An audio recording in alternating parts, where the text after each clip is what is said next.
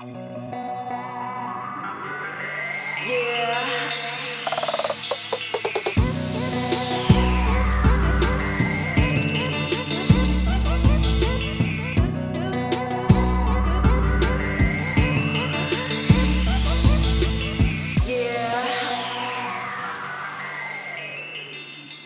guys, welcome back to another episode of C Slurp's Fresh Noodle Fridays. Happy New Year! Hope you guys had a fantastic New Year's Eve. Today we're gonna be making a lazy meal that I like to whip up when I got nothing in the house.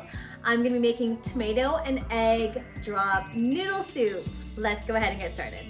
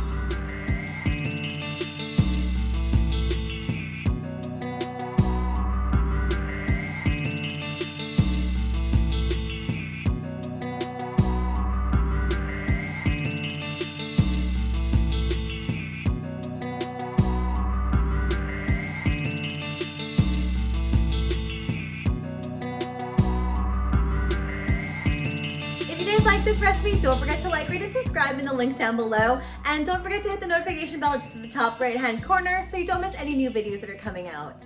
We'll see you guys next week. Bye!